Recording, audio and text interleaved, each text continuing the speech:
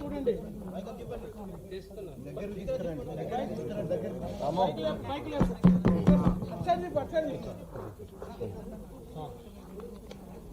ఆచార్య వినోబా భావే గారు దేశంలో పెద్ద పెద్ద భూస్వాములు ఎవరైతే ఉన్నారో ఆ భూస్వాములని భూదానం చేయమని, పేదలకు కనీసం నిలువ నీడలేనటువంటి వాళ్ళకి, అదేవిధంగా గుంటెడు భూమి లేక భూమిని నమ్ముకొని బతికే వాళ్ళకి, పేదవాళ్లకు దానదత్తం చేయాలనేటువంటి పిలుపునిస్తే దేశవ్యాప్తంగా లక్షల ఎకరాల భూములు ఆనాడు ఆచార్య వినోబా భావే గారికి అప్పచెప్పడం జరిగింది. దాంట్లో భాగంగానే హైదరాబాద్ చుట్టుపక్కల కూడా కొన్ని వేల ఎకరాల భూములు ఆనాడు వినోబా భావే గారికి దానం చేస్తే, అలాంటి భూములలో పేదవాళ్ళకి ఇళ్ళ జాగలు ఇచ్చింది.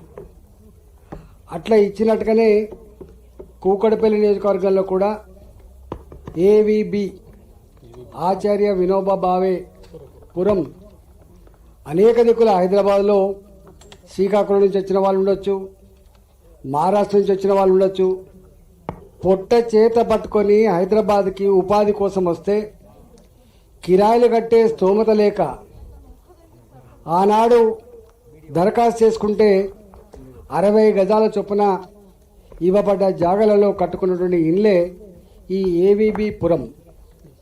ఇక్కడ మొత్తం ఉన్న జాగా భూదాన్ బోర్డు ప్రకారంగా, వాళ్ళ రికార్డుల ప్రకారంగా 24 ఎకరాలు 25 ఎకరాల పైచిలుకు ఉంది.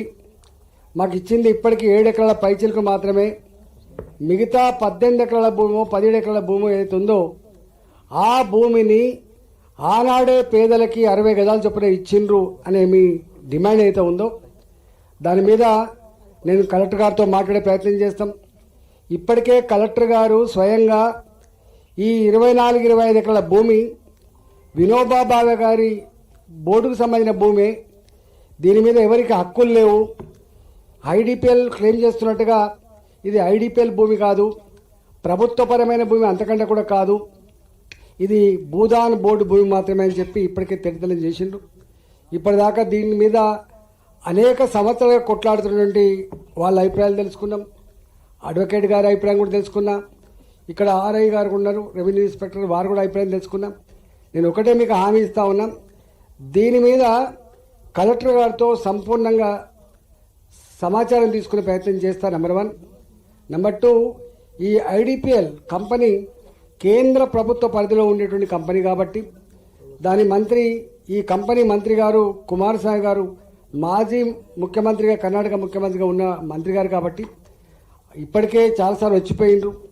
వారితో కూడా మాట్లాడి ఈ కోర్టు చుట్టూ తిరిగి అలసిపోయి ఇవాళ ఇబ్బంది పడుతున్నటువంటి పేదవాళ్ళు ఎవరైతే ఉన్నారో వాళ్ళందరి సమస్య పరిష్కారం కోసం నా వంతు ప్రయత్నం చేస్తా అని చెప్పి మీకు మాటిస్తున్నా. దీని మీద అవసరమైతే ఈ రాష్ట్ర ముఖ్యమంత్రి గారితో, రాష్ట్ర రెవెన్యూ మంత్రి గారితో మాట్లాడే ప్రయత్నం చేస్తా. అవసరమైతే ఈ కోఆర్డినేషన్ చేసుకొని ఈ సమస్యకు ఒక పరిష్కారం చూపే ప్రయత్నం తప్పకుండా చేస్తా అని చెప్పి మీకు మాట ఇస్తా ఉన్నాం.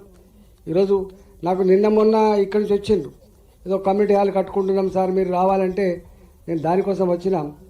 వచ్చిన తర్వాత అర్థమైపోయింది ఇది కమ్యూనిటీ హాల్ కంటే కూడా ఇవాళ పేదవాళ్ళ ఇళ్ళ జాగలకు సంబంధించినటువంటి, గూడుకు సంబంధించినటువంటి సమస్య అని సంవత్సరాలుగా అలసిపోయిన కొట్లాడి ఇంకా కొట్లాడే స్తోమత కూడా మాకు లేదు, ఈ కోర్టు చుట్టూ తిరగలేము, ఈ బ్రోకర్ల బాధలు మేము పడలేము అనేటువంటి బాధ్యత ఉందో దానికి ఒక పరిష్కారం చూపించే ప్రయత్నం చేస్తా అని చెప్పి మీకు మాటిస్తున్నా. తప్పకుండా మళ్ళీ వారం 10 రోజులలో దీనికి సంబంధించిన పూర్తి సమాచారం తెలుసుకొని వస్తా. ఇక్కడ రెవెన్యూ అధికారులు కావచ్చు, మా పోలీసు వాళ్ళు కావచ్చు, కేంద్ర ప్రభుత్వంలో పనిచేసిన వాళ్ళు కూడా కావచ్చు, ఇవి వాళ్ళ పైన వాళ్ళ ఆదేశాల మేరకు పనిచేస్తాయి కాబట్టి ప్రభుత్వాల నిర్ణయం, కేంద్ర ప్రభుత్వం నిర్ణయం తీసుకోవాలి, రాష్ట్ర ప్రభుత్వం నిర్ణయం తీసుకోవాలి. కాబట్టి ఇది చిన్నవాళ్ళ మధ్య ఉండే సమస్య కాదు, ఇది పెద్దవాళ్ళ మధ్య ఉండే సమస్య. కాబట్టి నాలాంటి వాడిని మాట్లాడి ఈ సమస్యకు ఒక పరిష్కారం చూపిస్తా అని మాటిస్తూ మీ అందరికీ నమస్కరిస్తూ సెలవు తీసుకుంటాను.